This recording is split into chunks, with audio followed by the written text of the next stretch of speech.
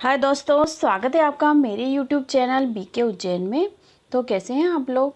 I think आप अच्छे होंगे और मॉड्यूल की तैयारी कर रहे होंगे और आपने सभी प्रशिक्षण के लिए नोट्स भी बनाना शुरू कर दिए होंगे। और जो आप लोगों ने मॉड्यूल स्टार्ट किया था उसमें जो प्रश्न उत्तरी पूछी जा रही है उसके बारे में आज हम डिस्कस करेंगे कि किस तरह से हमें प्रश्नों के उत्तर देने हैं और हम 10 आउट ऑफ 10 ला सकते हैं। जैसा कि आपको पता है कि कॉम्पिटेंसी टेस्ट भी होने वाला है, तो इसके लिए ये जो वैसे तो इसमें 10 आउट ऑफ 8 आए या 10 आए इससे कोई फ़र्क नहीं पड़ता, क्योंकि आखिरी में जो कॉम्पिटेंसी टेस्ट होगा उसके आधार पे ही हमको मेरिट ऑफ जो मेरिट में का सर्टिफिकेट मिलेगा वो आखिरी में ही मिलेगा। लेकिन ये जो सर्टिफिकेट जो पार्टिसिपेशन का है, हो सकता है इसके मार्क्स भी काउंट हो सके, इसलिए हम अच्छे मार्क्स से इसको प्राप्त कर सकें और अच्छे से इसको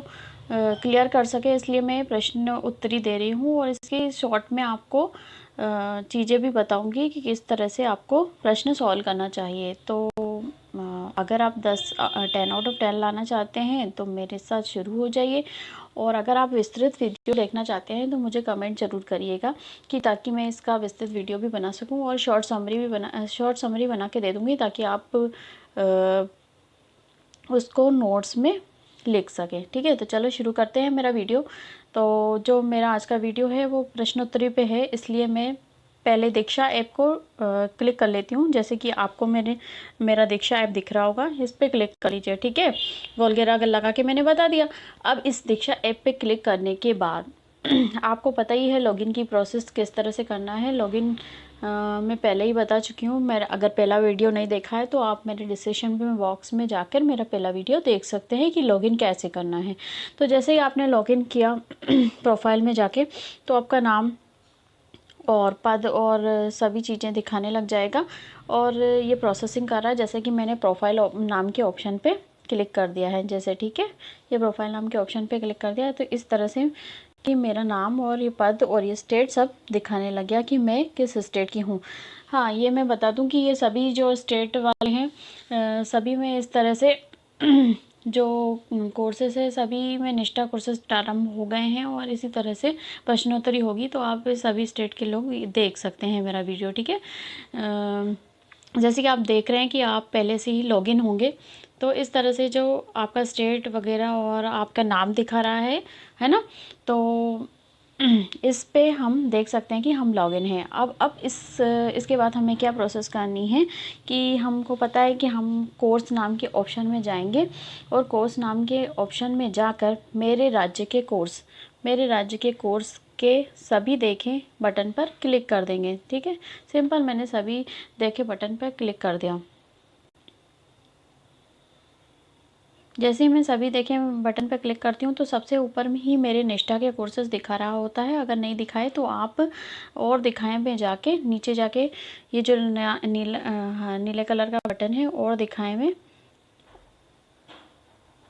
और दिखाएं लिखा हुआ है, इस पर आप जाके और क्लिक कर दीजिए। ठीक है, तो मैंने सिंपल इस पर क्लिक कर दिया और दिखाएं में, और इसमें सभी प्रकार के कोर्सेज दिखाने लग जाएगा। जैसे कि आपको ये सीएम राइस के प्रशिक्षण के कोर्सेज दिखा रहा है और आपको निष्ठा के कोर्सेज भी दिखा रहा है। जैसे कि सबसे नीचे आपको क्या दिखाई दे रहा है, एमपी में स्वास्थ्य और कल्याण, ये सबसे लास्ट का कोर्स है, 3rd नंबर का कोर्स है, इसलिए आपको लास्ट में दिखा रहा है। ये पहले ही हम खोल चुके हैं इसलिए आपको ऊपर दिखा रहा है। स्क्रॉल करके आप ऊपर चले जाइएगा। ठीक है, 21 वस्तु दिखा रहा है। तो हमने जैसे कि हम चाहते हैं कि पहले पार्ट जो पहला मॉड्यूल है समावेशी कक्षा और एमपी की पाठचर्या और समावेशी कक्षा, इस पे हम देखना चाहते हैं कि वीडियो में किस तरह से प्रश्न पूछे जा रहे हैं और हमें किस तरह से जवाब देना है। तो हमें सिर्फ सिंपल इस पर क्लिक करना है और आप देखेंगे कि ये पेज खुल रहा है।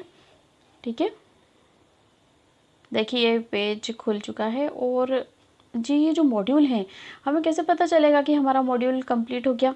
तो आप देख रहे होंगे कि मॉड्यूल विवरण, ये देखिए मॉड्यूल विवरण। ठीक है, और ये परिचय, इसके आगे जो आप देखेंगे ना तो इस तरह से आपको ये निशान दिखाई देगा। ठीक है, ग्रीन कलर का है ना, हरे कलर का निशान दिखाई देगा। ठीक है, तो आप मतलब इन कोर्सेज को आप कंप्लीट कर चुके हो इसको कहते हैं अनुभाग, कोर्स के अनुभाग। ठीक है, कोर्स की जानकारी पे क्लिक करेंगे तो कोर्स की जानकारी मैं पहले ही बता चुकी हूँ कि आप क्रेडिट और लाइसेंस में जाएंगे तो आप बता देगा कि ये मध्य प्रदेश के कोर्सेज हैं या किस तरह के कोर्सेज हैं। ठीक है, और कोर्स के अनुभाग में जाके आप देख सकते हैं कि इस तरह से आपके सारे मॉड्यूल दिखाई दे रहे हैं। अगर आपके सारे मॉड्यूल के सामने ग्रीन कलर का राइट का निशान दिखाई दे रहा है, डेट मीन्स आप उस मॉड्यूल को पूरा कर चुके हैं। तो चलिए प्रश्नोत्तरी सोल्व करते हैं। तो प्रश्नोत्तरी पे क्लिक कर दीजिए। अच्छा, एक बात बता दूं कि ये जो प्रश्नोत्तरी मैं आपको बता रही हूँ, ये प्रश्नोत्तरी जो है ये आप फिर से शुरू भी कर सकते हैं और कितनी बार भी कर सकते हैं। आप जितनी बार शुरू करेंगे उतनी बार अलग अलग जो प्रश्नों का क्रम रहेगा वो अलग अलग होगा और आप इसको सबमिट करके अपना रिजल्ट देख सकते हैं और कितनी बार भी अभ्यास कर सकते हैं। ठीक है, तो ये प्रश्नोत्तरी पहले से ही कंप्लीट है, इसलिए मैं इसको फिर से शुरू करें पे क्लिक कर दूंगी। यहाँ पे दिखाई देगा कि कोर्स शुरू करेंगे, इस तरह से कुछ दिखाई देगा। ठीक है, तो आप फिर से शुरू करें। जैसे कि आपको गोल घेरा लगा के दिखा देती हूँ, इस पर मैंने क्लिक कर दिया। ठीक है, देखिए ये इस तरह से ऑन हो गया है ना, लोडिंग यूर कंटेंट, ये प्रश्नोत्तरी दिखा रहा है। ठीक है, अब देखते हैं कि ये 75% लोड हो गया है, थोड़ा टाइम ले रहा है। देखते हैं हम प्रश्नोत्तरी में क्या उत्तर देना है और किस तरह से उत्तर देना है। ठीक है, तो आप घबराएं नहीं, इसके जो प्रश्नोत्तरी के जो उत्तर हैं वो आपने जो कोर्स पढ़ा है उसी के आधार पे ये प्रश्न पूछेगा। तो ये जो प्रश्न रहेंगे साथियों, मैं आपको ये बता दूं कि ये जो प्रश्न रहेंगे जब आप सॉल्व करोगे तो आपका क्रम डिफरेंट हो सकता है। सिर्फ आप इन्हें समझ लीजिए कि किस तरह से आपको ये प्रश्न करने हैं और किस तरह से टिक लगाना है। और हाँ, अपने दिमाग में भी बिठा लीजिए कि ये क्या बोल रहा है, और प्रश्न की समझ बनाने के बाद आप ये जब प्रश्न सॉल्व कर लेंगे तो आप एक समझ बना लेंगे और जब आपका कॉम्पिटेंसी टेस्ट होगा तो उसमें बेहतर कर पाएंगे। ठीक है, तो हम पहला प्रश्न जो देखते हैं वो किस प्रकार क्या कहता है, हम देखते हैं इस प्रश्न में हमें क्या दिया गया है। ठीक है, तो इस प्रश्न को मैं पढ़ती हूँ और इसका आंसर देखने की कोशिश करते हैं। ठीक है, तो देखते हैं ये प्रश्न क्या कहता है। ठीक है, तो पहला प्रश्न जो है हमारा लिख रहा है कि समान विकलांगता वाले दो बच्चे। ठीक है, इसमें है ना ऑप्शन दिए गए हैं, 4 ऑप्शन दिए गए हैं, आपको इसमें से एक टिक करना है। ठीक है, तो पहला ऑप्शन ये है कि कक्षा में शिक्षक द्वारा किसी भी हस्तक्षेप की आवश्यकता नहीं होगी, और दूसरा ऑप्शन दिया है सभी, और तीसरा ऑप्शन दिया है हमेशा कक्षा में शिक्षक द्वारा समान हस्तक्षेप की आवश्यकता होगी, और चौथा ऑप्शन दिया है कक्षा में शिक्षक द्वारा विभिन्न हस्तक्षेप की आवश्यकता हो सकती है। तो आप देख लीजिए कि ये बोल रहा है कि दो बालक हैं, दो बच्चे हैं, वो समान विकलांगता वाले हैं, तो इसमें से कौन सा सही हो सकता है, तो आपको इसमें से टिक लगाना है। तो इससे पहले कि अपन प्रश्न सॉल्व करें, मैं एक बात आपको बता देती हूँ कि जो हम ये जो प्रश्नोत्तरी सॉल्व कर रहे हैं ये मॉड्यूल 1 की प्रश्नोत्तरी सॉल्व कर रहे हैं और समावेशी शिक्षा के बारे में पढ़ रहे हैं। तो आप ये समावेशी शिक्षा का अर्थ जान लीजिए। समावेशी शिक्षा का अर्थ है कि एक ही कक्षा में अलग अलग और विविध छात्र छात्राएँ, है ना, चाहे वह किसी भी प्रकार की छात्र छात्राएँ हो सकती हैं, चाहे उसमें सामान्य बालक भी हो सकता है और डिसेबिलिटी चाइल्ड भी, विकलांगता वाला चाइल्ड भी हो सकता है। तो आपका जो कॉम्पिटेंसी टेस्ट होता है, एक उसमें एक ये प्रश्न आ सकता है कि आपका जो विकलांगता है, तो अब इसमें मोदी जी ने अब इनको क्या नाम दिया है, तो मैं आपको बता दूं, दिव्यांग नाम दिया, दिव्यांग। ठीक है, दिव्यांग, तो ये प्रश्न भी आ सकता है आपके कॉम्पिटेंसी टेस्ट में। ठीक है, दिव्यांग।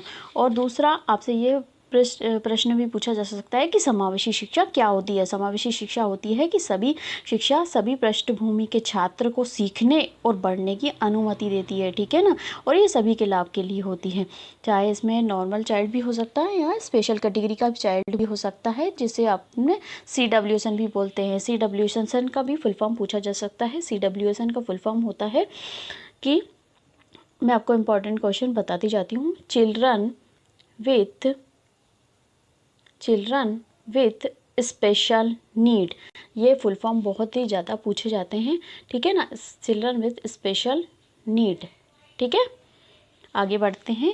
ठीक है, आपको ये समझ में आ गया होगा कि किस प्रकार की मैंने आपको समावेशी शिक्षा के बारे में बताया। जो आप जो एक ही कक्षा में अलग अलग और विविध छात्र छात्रा हैं, चाहे वो सामान्य छात्र हो चाहे वो दिव्यांग छात्र हो। ठीक है, अब एक दूसरा क्वेश्चन भी आता है आईई का फुल फॉर्म। ठीक है, तो हम देख लेते हैं कि आईई का फुल फॉर्म क्या होता है।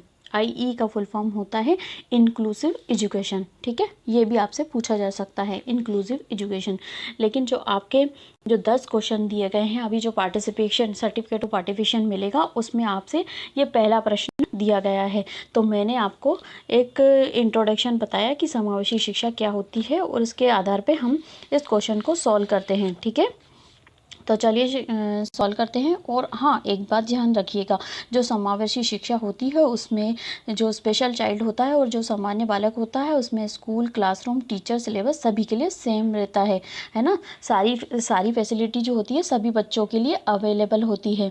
और क्लासरूम के जो होते हैं दरवाजे इसमें हम चौड़े रखते हैं और स्कूल में हम रैंप भी बनाते हैं ताकि ये ना जो दिव्यांग वाले बच्चे हैं वो आसानी से आ सकें और व्हीलचेयर को भी आसानी से चला सकें। ठीक है, और एक चीज़ और ध्यान रखिएगा, जो डेस्क होती है वो एडजस्टेबल होनी चाहिए, चाहे ताकि वो बच्चा आसानी से बैठ सके। हाँ, अगर हमारे विद्यालय में अगर बहरा या ऊंचा सुनने वाला छात्र आता है तो उसे हमें मशीन को देकर उसकी सहायता करनी चाहिए ताकि वो आराम से सुन सके और हमारी बात को ध्यान से सुन सके और उसकी विभिन्न इंस्ट्रक्शन को अपना सके। ठीक है, अब चलिए अब मैं आपको ये बताती हूँ पहले प्रश्न का आंसर। समान विकलांगता वाले 2 बच्चे हैं। ठीक है, तो इसमें आप पढ़ लीजिए कि सभी तो हो ही नहीं सकता। क्योंकि कक्षा में शिक्षक द्वारा किसी भी हस्तक्षेप की आवश्यकता नहीं होगी, है ना। तो क्या आपको लगता है कि कक्षा में शिक्षक द्वारा किसी भी हस्तक्षेप की आवश्यकता नहीं होनी चाहिए? अगर 2 समान विकलांगता वाले बच्चे आ गए हैं तो मैंने आपको क्या बताया, अगर उनको कोई प्रॉब्लम है तो हमें उनकी प्रॉब्लम सॉल्व करनी है। यानी कि अगर हमारे जो कम सुनता है या बच्चा ऊंचा सुनता है उसके लिए हम मशीन उपलब्ध करा सकते हैं, तो हस्तक्षेप की तो आवश्यकता होगी ही सही। ठीक है, तो ये तो बिल्कुल ऑप्शन हो ही नहीं सकता। ठीक है, पहला ऑप्शन तो हो ही नहीं सकता। दूसरा ऑप्शन देखते हैं, सभी, क्या सभी हो सकते हैं? एक ही कट गया तो फिर सभी कैसे होंगे? नेक्स्ट ऑप्शन देखते हैं। ठीक है, हमेशा कक्षा में शिक्षक द्वारा समान हस्तक्षेप की आवश्यकता होती है।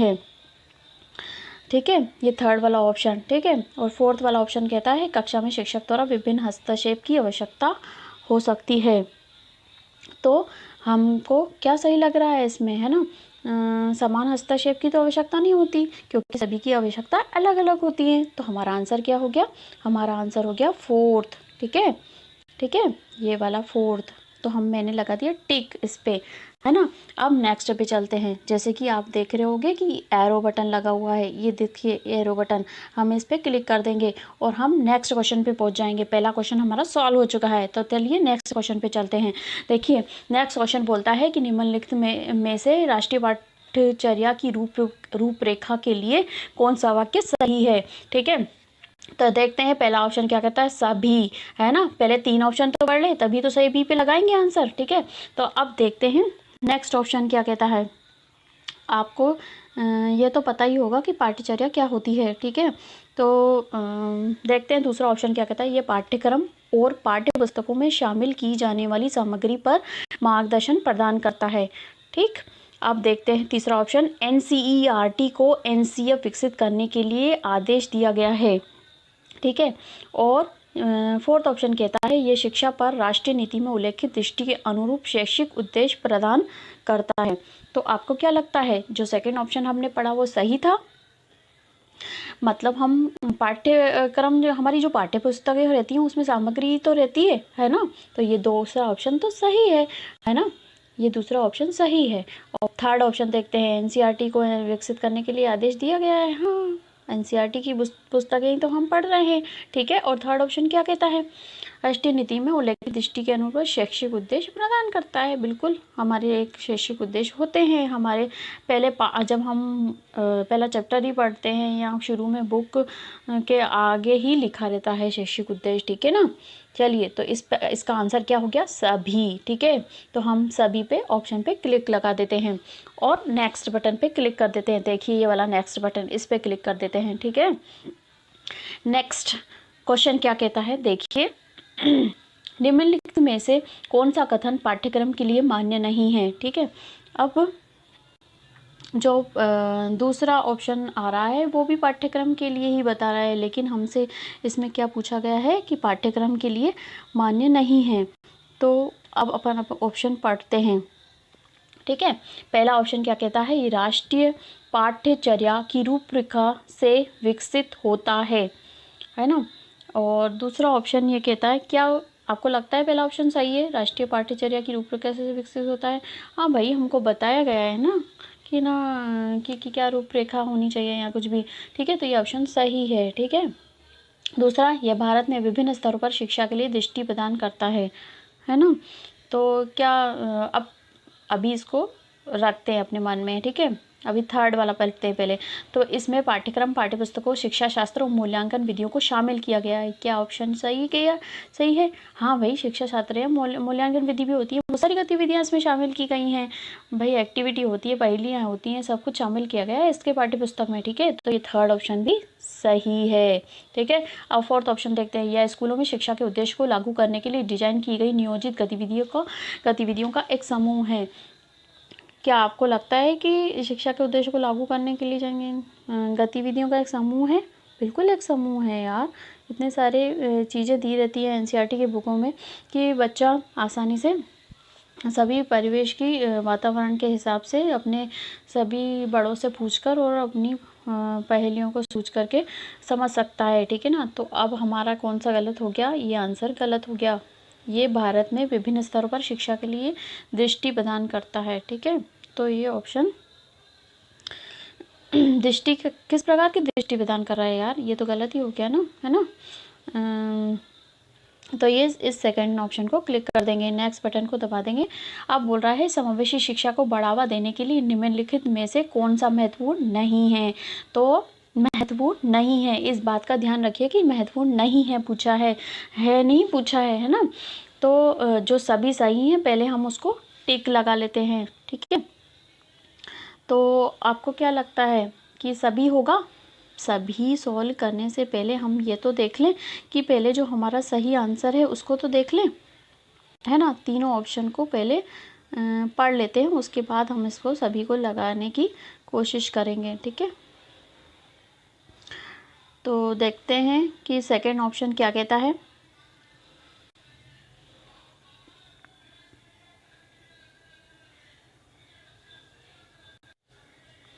दोस्तों, दूसरा ऑप्शन कहता है कि शिक्षा का सकारात्मक और निष्पक्ष रवैया, ये तो होना ही चाहिए भाई।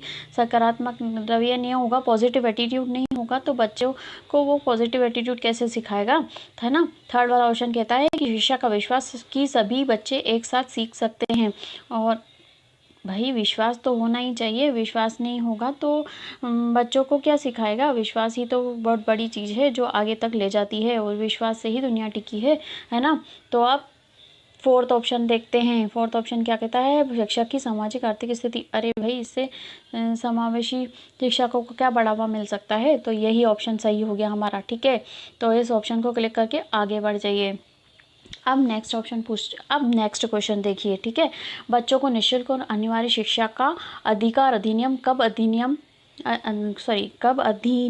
अधिनियमित किया गया और कौन से वर्ष में लागू किया गया? क्या आपको पता है कि आरटी मतलब इसका फुल फॉर्म भी पूछा जा सकता है आपसे। आरटी आपको सभी को पता होगा, मतलब राइट टू एजुकेशन एक्ट। ठीक है ना, अब हम इसके बारे में थोड़ा सा देखते हैं। दोस्तों, आरटी का फुल फॉर्म बहुत ज़्यादा आता है, ये तो आप याद ही कर लीजिए क्योंकि ये 100% क्वेश्चन आएगा मेरी तरफ से, मान लीजिए। ठीक है, तो जो मैंने बताया आरटी का फुल फॉर्म होता है right of children to free and compulsory education act.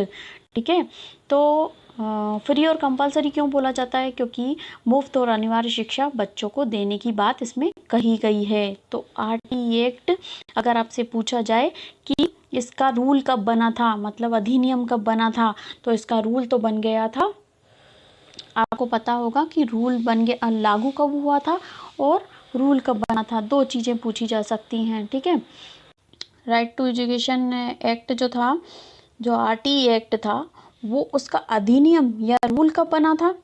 Rule कब बना था? 2009 में। इसका अधिनियम मतलब रूल जो भी बना था वो 2009 में बना था। ठीक है, और अगर हम इसकी बात करें कि ये लागू कब हुआ था, तो लागू कब हुआ था? लागू हुआ था आपका 2010 में, 2010। ठीक है, तो ये बहुत आता है क्वेश्चन। ऐसा भी हो सकता है कि कॉम्पिटेंसी टेस्ट में सिर्फ आपको रूल पूछा जाए कि अधिनियम कब बना था, ये भी पूछा जाए कि आरटीई का अधिनियम कब बना था, तो 2009 में, और लागू कब हुआ था? 2010 में। ठीक है, तो इसके अकॉर्डिंग हमारा कौन सा आंसर बन जाता है?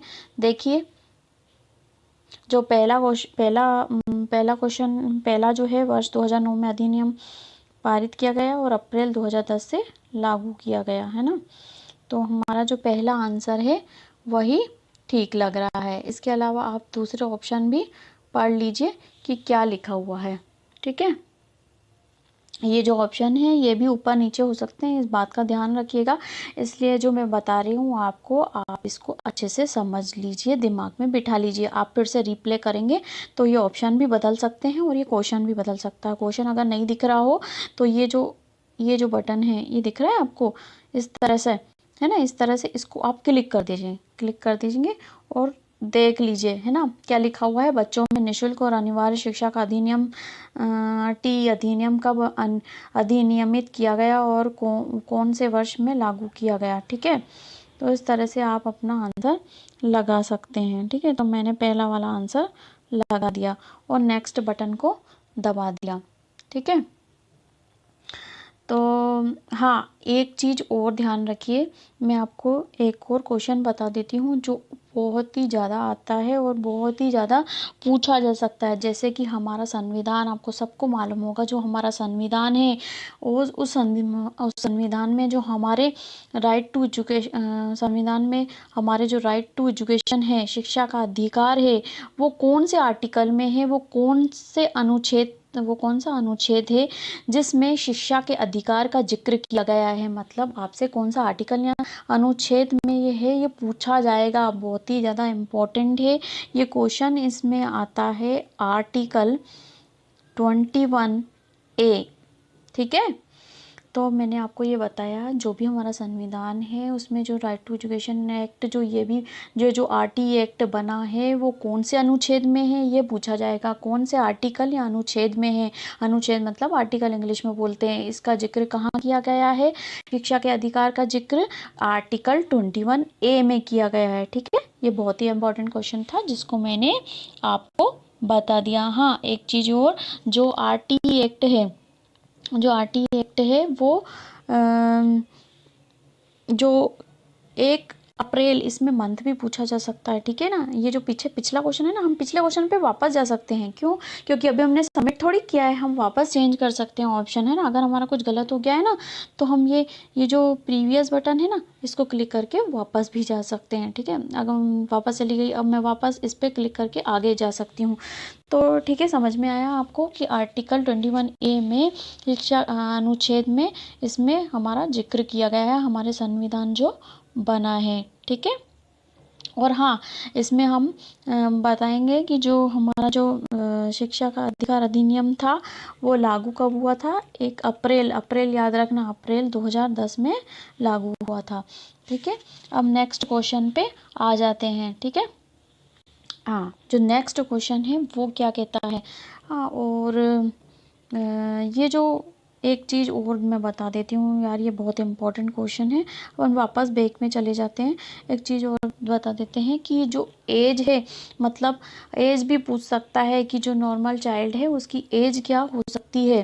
ठीक है, तो 6 से 14 वर्ष के जो बच्चे हैं, 6 to 14 ईयर्स के जो बच्चे हैं, उनका उनके एडमिशन की ये एज पूछी जा सकती है कि ये कौन सी कक्षा तक लागू है, मतलब 1 से 8 जो कक्षा है उसके लिए लागू है। और एज कौन सी, 6 to 12। हाँ, और एक चीज़ ध्यान रखिएगा, जो स्पेशल कैटेगरी की जो एज होती है वो 6 to 18, मतलब 6 से 18 होती है, मतलब 6 to 18 ईयर्स। ठीक है, ये भी आपके क्वेश्चन में पूछा जा सकता है। ठीक है, 2000, हाँ ये जो बात हो गई। अब जो 2019 में हमारे देश के अंदर नई शिक्षा नीति आई थी, उसमें कहा गया ये जो फ्री ऑफ कॉस्ट एजुकेशन मिलती है ये 1 से 12 तक दी जाए, लेकिन ये लागू नहीं हो पाई है हमारे देश के अंदर अभी तक। ठीक है, ये भी चीज़ आप ध्यान रखना। हम समझ में आई बात है ना? अगर आपको नहीं समझ में आता है तो मुझसे आप क्वेश्चन पूछ सकते हो, और मैं आपको अगले वीडियो के माध्यम से बता दूंगी कि और आपके जो इम्पोर्टेंट क्वेश्चन है जो कॉम्पिटेंसी टेस्ट में बन सकते हैं वो क्या हैं। ठीक है, तो चलिए आगे आगे देखते हैं हमारा क्वेश्चन क्या कहता है। और भारत में शिक्षा पर पहली और दूसरी राष्ट्रीय नीति को किन वर्षों में तैयार किया गया? आपको पता है कि जो हमारी राष्ट्रीय नीति है उसको क्या बोलते हैं? है एनपीई, इसको एनपीई है ना। ये क्या है?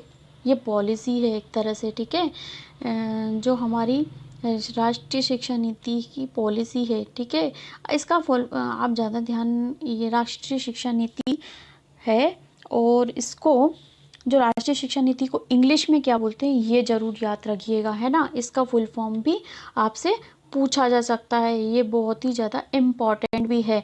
ठीक है, तो एनपीई का फुल फॉर्म होता है नेशनल पॉलिसी ऑन एजुकेशन। ठीक है, नेशनल पॉलिसी ऑन एजुकेशन। ठीक है, अब हाल ही में जो पॉलिसी बन गई है वो 2020 की बन गई है। ठीक है, अब आपको ये भी ध्यान रखना है जो नई शिक्षा नीति जो है वो 2020 है ना। हाल ही में जो केंद्र सरकार है उन्होंने राष्ट्रीय शिक्षा नीति 2020 को मंजूरी दी है। ठीक है, अभी की आपको मैंने बता दी 2020 है। और अब ये पहले पूछ रहे हैं कि पहली और दूसरी कौन सी है।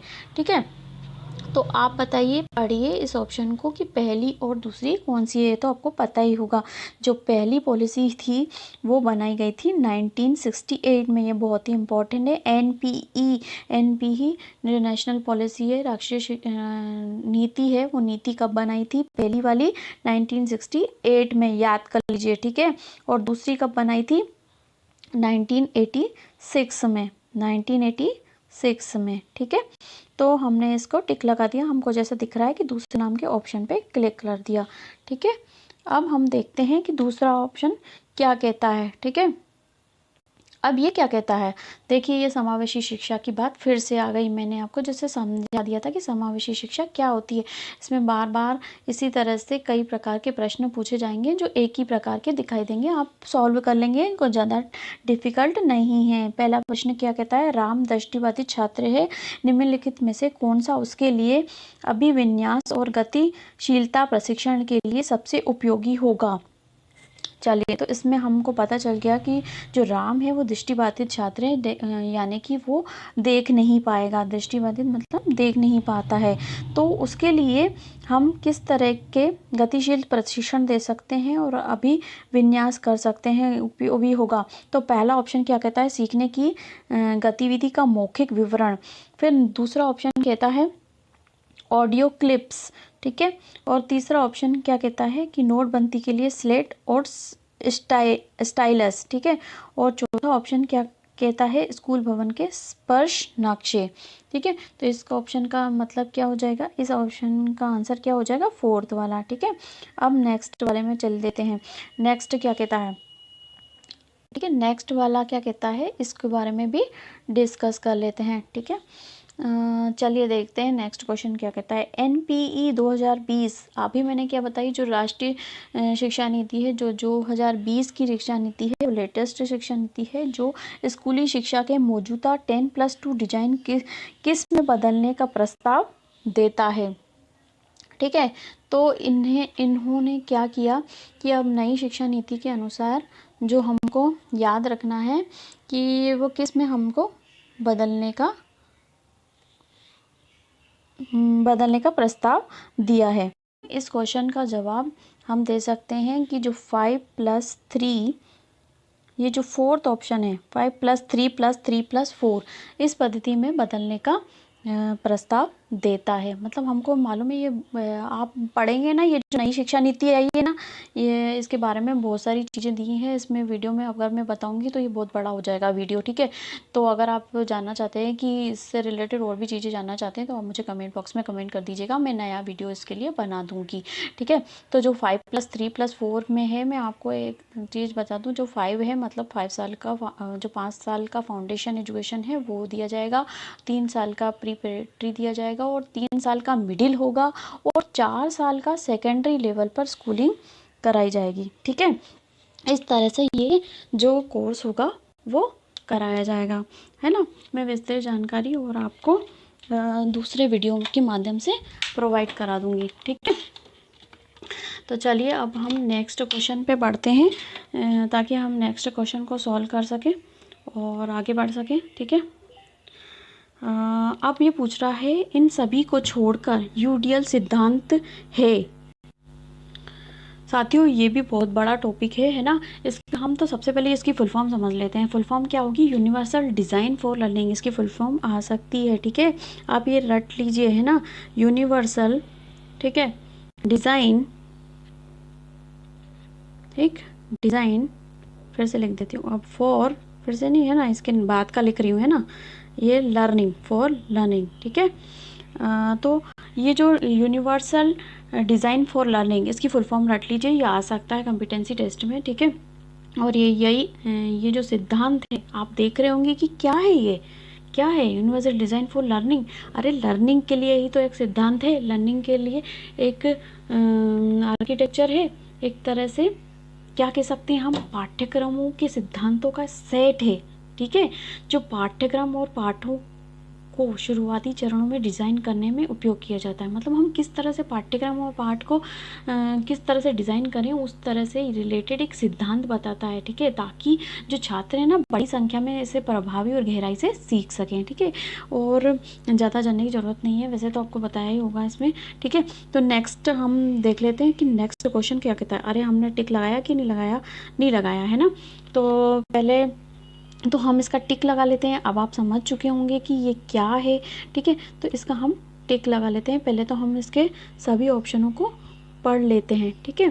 तो पहला ऑप्शन क्या कहता है, देख लीजिए।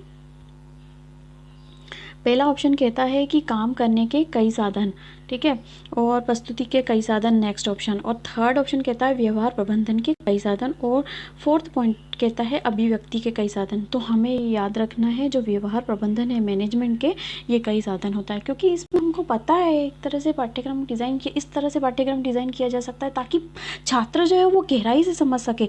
तो इसमें क्या किया जाता है, व्यवहार प्रबंधन के कई साधन उपलब्ध रहते हैं, ठीक है। अब चलते हैं नेक्स्ट क्वेश्चन पे, ठीक है। इस पर हम टिक लगा लेते हैं, ठीक है। टिक लगा के हम नेक्स्ट क्वेश्चन पे चलते हैं, ठीक। अब ये क्वेश्चन क्या कहता है, ठीक है। अब देखते हैं कौन सा क्वेश्चन है। अब मेरे को ये तो नहीं पता कि 9th है कि 10th है, लेकिन अब हम देख लेते हैं ये वाला क्वेश्चन क्या कहता है। विकलांग व्यक्ति अधिनियम 2016, PW अधिनियम 2000 RPWD अधिनियम 2016 समावेशी शिक्षा को शिक्षा की एक प्रणाली के रूप में परिभाषित करता है जिसमें विकलांगता और बिना विकलांगता वाले छात्र शामिल हैं। देखिए ये वो है, वही है, ये मैं इसका फुल फॉर्म बता रहा है, विकलांग व्यक्ति अधिनियम 2016, है ना। इसका फुल फॉर्म भी आ सकता है, ये ध्यान रखिएगा, ये भी बहुत ही इम्पोर्टेंट है, ठीक है। तो आपसे पूछा जाएगा कि PWD का फुल फॉर्म बताइए। RPWD इसमें लिखा है ना, तो ये नया है, पहले ना PWD बोला जाता था, ठीक है। अब जो है इसको RPWD बोला जाता है। मतलब इसका फुल फॉर्म होता है right rights of person with disability act, है ना, जो ये 2016 में आया था। हाँ, ये भी पूछा जा सकता है जो RPWD एक्ट है वो किस वर्ष में आया था, है ना, तो ये कब आया था, 2016 में आया था। ये भी इम्पोर्टेंट क्वेश्चन है, ठीक है।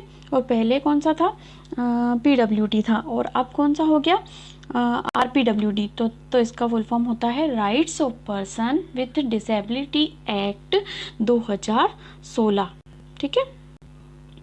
तो आप ये समझ गए होंगे कि ये एक प्रकार का एक्ट है या रूल है एक प्रकार का, जो हमको पता करना है, ठीक है। तो इसको मैं छोटा कर देती हूँ। अब देख लेते हैं कि इसके ऑप्शन क्या हैं। मैं आपको बता देती हूँ, ये जो PWD है ये क्या है, एक अधिनियम है, ये एक्ट है, ठीक है। इसका फुल फॉर्म होता है पर्सन विथ डिसेबिलिटी एक्ट, ठीक है। और ये अगर PWD के बारे में पूछा जाएगा तो आपको बताना है ये किस सन में आया था, तो आप बताओगे ये 1995 में आया था, ठीक है। इसका फुल फॉर्म भी मैंने बता दिया, ये भी आ सकता है पर्सन विथ डिसेबिलिटी एक्ट, और ये किस सन में आया था, 1995 में।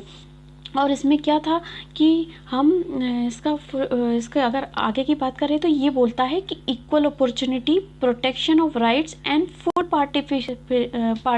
पार्टिसिपेशन, मतलब कि जो दिव्यांग बच्चे हैं उनको भी इक्वल अपॉर्चुनिटी मिलनी चाहिए, इक्वल राइट मिलना चाहिए और फुल पार्टिसिपेशन मिलना चाहिए इस एक्ट के अकॉर्डिंग। लेकिन अब जो एक्ट आया है, अब जो अधिनियम आया है वो उसको बोलते हैं RPWD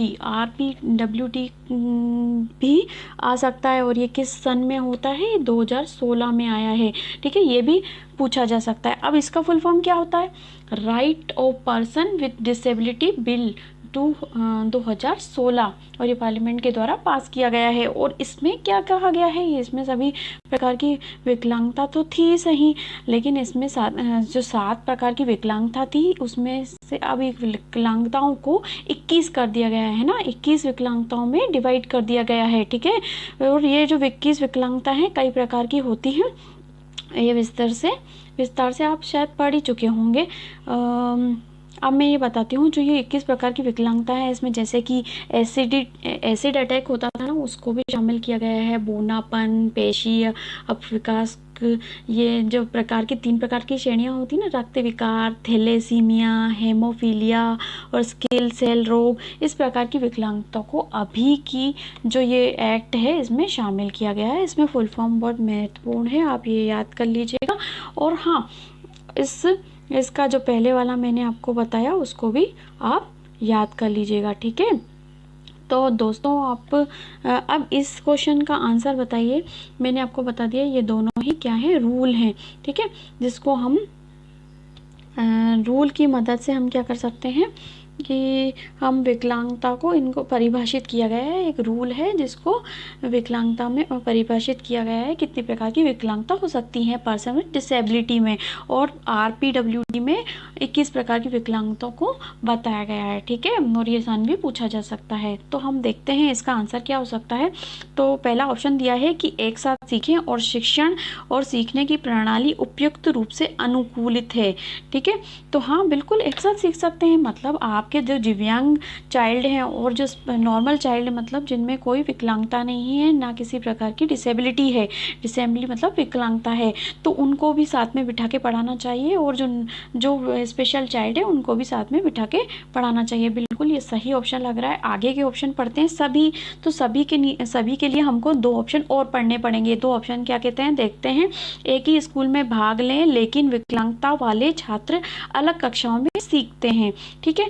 नहीं, ये बिल्कुल गलत है। हम पढ़ चुके हैं कि समावेशी शिक्षा में हमें दोनों ही स्पेशल चाइल्ड और जो नॉर्मल चाइल्ड है उनको दोनों को साथ में बिठा के पढ़ाना है, और उन पे एक साथ ही बैठा के सभी चीज़ें सिखानी हैं, ठीक है। अब देखते हैं नेक्स्ट ऑप्शन क्या कहता है। एक साथ सीखें और शिक्षण और सीखने की प्रणाली समान बनी हुई है, ठीक है। तो समान नहीं है प्रणाली, किसने बोला समान है। हर बच्चे की सीखने की क्षमता अलग अलग होती है। कोई बच्चा जल्दी सीख जाता है, कोई थोड़ी देर से सीखता है, तो हम ये पता ही है, जैसे कि हमको पता है। तो इस इस क्वेश्चन का पहला वाला ऑप्शन राइट हो जाएगा। ठीक है, से मैंने गोल घेराव लगा के बताया है। तो आप इसको क्लिक कर दीजिए सिंपल। ठीक है, क्लिक करके नेक्स्ट ऑप्शन पे चले जाइए। देखिए हमने एक क्वेश्चन शायद छोड़ दिया है। ठीक है, तो क्वेश्चन स्किप्ड 1 बता रहा है, तो इस सबमिट कर देंगे तो वो सबमिट हो जाएगा। इससे पहले कि हम अपने क्वेश्चन को रिव्यू कर लेते हैं, रिव्यू बटन दबा के और हम चले जाते हैं कि हमने कौन सा क्वेश्चन छोड़ा है। ठीक है, तो हम पीछे चले जाते हैं और इस तरह से हम वापस देख लेते हैं कि कौन सा ऑप्शन छोड़ा है ना।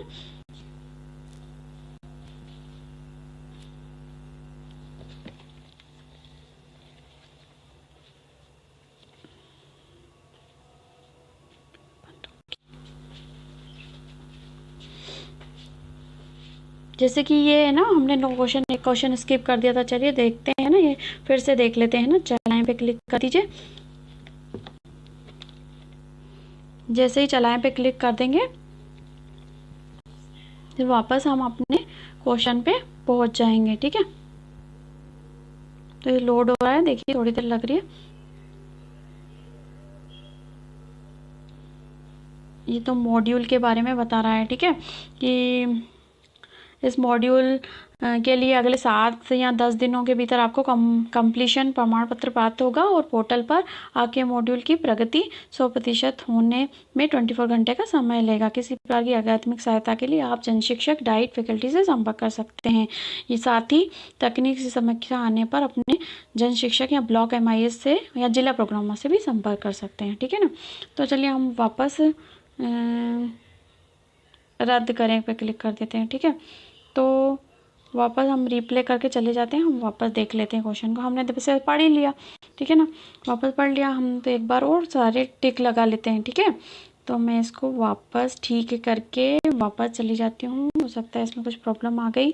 ठीक है, अब हम वापस क्लिक करके देखते हैं। प्रश्नोत्तरी है ना, प्रश्नोत्तरी लिखा है। फिर से क्वेश्चन शुरू करें तो एक बार अपन सबसे लास्ट में फिर से रिव्यू करके देख लेते हैं कि कौन कौन सा आंसर था और हम जल्दी जल्दी टिक कर लेते हैं और अपना सबमिट करके देख लेते हैं कि किसका कौन सा आंसर था। तो चलिए 5 मिनट में हम देख लेते हैं कि किस प्रकार का क्वेश्चन था और किस प्रकार के आंसर लगाएंगे। तो पहला क्वेश्चन आप अपने मन में सोच लीजिए कि कौन सा आंसर था इसका, है ना। जैसे कि हमने पढ़ा था कि जो राम है दृष्टिबाधित है, उसके लिए क्या आंसर होगा। तो इसके लिए स्कूल भवन के स्पर्श नक्शे, देखिए ऊपर नीचे ऑप्शन हो जाते हैं, इसको देख लीजिएगा, है ना। ये सेकंड ऑप्शन सही है। नेक्स्ट पे क्लिक करेंगे। समावेशी शिक्षा को बढ़ावा देने के लिए निम्न में से कौन सा महत्वपूर्ण नहीं है। तो हमने देखा था इसका शिक्षा की सामाजिक आर्थिक स्थिति। ठीक है, अब नेक्स्ट पे क्लिक कर लेते हैं। निम्नलिखित में से कौन सा कथन पाठ्यक्रम के लिए मान्य नहीं है। ठीक है, तो इसके लिए कौन सा ऑप्शन आएगा आप मन में सोच लीजिए। ठीक है, इसके लिए हमें क्या देखा था कि ये भारत के विभिन्न स्तरों पर शिक्षा के लिए दृष्टि प्रदान करता है। ठीक है, इस पर क्लिक कर लीजिए। नेक्स्ट पे क्लिक कर दीजिए। समान विकलांगता वाले 2 बच्चे। अब समान विकलांगता वाले अगर 2 बच्चे आ गए आपके कक्षा में, तो आप क्या करोगे। कक्षा में शिक्षक द्वारा हस्तक्षेप की जरूरत पड़ती है, तो वो कहाँ लिखा हुआ है, नहीं होगी पहले में तो लिखा है ना। और ये सेकंड ऑप्शन पे लिखा है। ठीक है, अब देखो नेक्स्ट पे क्लिक कर लेते हैं ना। NPE 2020 हमने देख ली थी कि जो नीति लागू हुई थी, जो लेटेस्ट नीति है, उसके अकॉर्डिंग कौन सा ऑप्शन होगा आप मन में सोच लीजिए, देख लीजिए। 4 ऑप्शन जो दिए हुए हैं, तो हमने देखा था 5+3+4। फिर नेक्स्ट पे क्लिक कर लीजिए। और हमने ये भी देखा था कि पहली और दूसरी शिक्षा नीति कब हुई थी, मतलब 1968 में पहली और दूसरी 1986 में, और तीसरी अगर पूछी जाएगी तो आपको 2020 बताना है। अब नेक्स्ट पर क्लिक कर लीजिए। अब पूछ रहा है कि राष्ट्रीय पाठ्यचर्या की रूपरेखा के लिए कौन सा वाक्य सही है। तो हम देख लीजिए कौन सा सही है एक बार, है ना। क्या पूछ रहा है, राष्ट्रीय पाठचर्या के बारे में पूछ रहा है ना। पहला ऑप्शन देख लीजिए सही है कि नहीं, है ना। क्या कहता है ये, सभी। तो हम सभी देखने के लिए नीचे पे जाएंगे, देख लीजिए नीचे क्या दिया हुआ है। ये शिक्षा पर राष्ट्रीय नीति में उल्लेखित दृष्टि के अनुरूप शैक्षिक उद्देश्य प्रदान करता है। फिर एनसीईआरटी ये करता है, ये पाठ्यपुस्तक भी शामिल करता है। तो क्या आएगा, सभी आंसर आ जाएगा। नेक्स्ट पे क्लिक करते हैं। फिर देखते हैं आरटी अधिनियम कब लागू हुआ था। हम देख चुके हैं जो आरटी अधिनियम लागू पारित जो अधिनियम बना था वो तो 2009 में बना था, और जो लागू हुआ था वो 2010 में हुआ था। तो सेकंड ऑप्शन को मैंने क्लिक कर दिया। फिर नेक्स्ट है ना, यूडीएल सिद्धांत सभी को इन सभी को छोड़कर यूडीएल सिद्धांत है, क्या है, हमने पढ़ा था ना, व्यवहार प्रबंधन के कई साधन हैं। नेक्स्ट पे क्लिक कर देते हैं। फिर हम ये भी पढ़ चुके हैं कि विकलांग व्यक्ति अधिनियम 2016 अधिनियम के समावेशी शिक्षा को प्रणाली के रूप में परिवेशित करता है, जिसमें विकलांगता और बिना विकलांगता वाले छात्र शामिल हैं। ठीक है, तो इसमें क्या आएगा, देखिए पहले में क्या लिखा हुआ है, एक साथ सीखें और शिक्षण और सिखाने की प्रणाली उपयुक्त रूप से अनुकूलित है ना। इस पर क्लिक कर लिया हमने। ठीक है, अब नेक्स्ट पे क्लिक कर लेते हैं। हमने 12 आउट ऑफ 12 क्वेश्चन कर लिए हैं। अब हम इस सबमिट बटन को दबा देंगे ताकि हम सबमिट कर सकें अपने क्वेश्चंस को। ठीक है, जैसे हमने क्वेश्चन को सबमिट किया तो हमारा स्कोर बता रहा है, देखिए हमारा स्कोर क्या है, 10 आउट ऑफ 10। तो हम यही इंस्पिरेशन लेके, यही मोटिवेशन लेके हम चाहते हैं कि कॉम्पिटेंसी टेस्ट भी पास करें, लेकिन इसके लिए ये 10 ही क्वेश्चन पर्याप्त नहीं है लोग दोस्तों। इसके लिए आपको मेहनत करनी होगी। जैसे कि आपने, मुझे लगता है कि मॉड्यूल देख लिया होगा पूरा, लेकिन हाँ उसके नोट्स बनाना ना भूलिएगा, नोट्स से समरी बना लीजिएगा ताकि आपको याद रह जाए। और याद करने का दूसरा तरीका ये भी है कि इसमें डॉक्यूमेंट भी दिए गए हैं, डॉक्यूमेंट को डाउनलोड करके प्रिंट आउट निकाल लीजिए और या फिर लिख लीजिए। तो लिखने से आपको जल्दी याद हो जाएगा और आप अपना कॉम्पिटेंसी टेस्ट, मेरी शुभकामना है कि आप अच्छे से कॉम्पिटेंसी टेस्ट पास करें। और अगर आपको कोई भी डाउट होता है तो आप मुझे कमेंट बॉक्स में कमेंट करके पूछ सकते हैं, या किसी प्रकार के भी क्वेश्चन आप पूछना चाहते हैं तो वो भी मुझसे डिस्कस कर सकते हैं। मैं अगली वीडियो में लाऊंगी कि मॉड्यूल 2 के क्वेश्चन और उसके साथ में विस्तृत जानकारी भी लाऊंगी। अगर मेरा वीडियो आपको अच्छा लगे तो इसे लाइक, शेयर और सब्सक्राइब करना तो बिल्कुल मत भूलिएगा। और हाँ, आपके डाउट्स मुझे ज़रूर भेजिएगा ताकि मैं आपका अगला वीडियो तैयार कर सकूं और आपको बता सकूं और कॉम्पिटेंसी टेस्ट की तैयारी करवा सकूं। तो कैसा लगा वीडियो दोस्तों? चलिए मिलते हैं नए कंटेंट के साथ अगले वीडियो में। आपके सुझाव मेरे लिए बहुत वैल्यूबल हैं। आप किस तरह का वीडियो चाहते हैं, मैं उस तरह का वीडियो बनाऊँगी। ठीक है, थैंक यू दोस्तों, मिलते हैं अगले वीडियो में।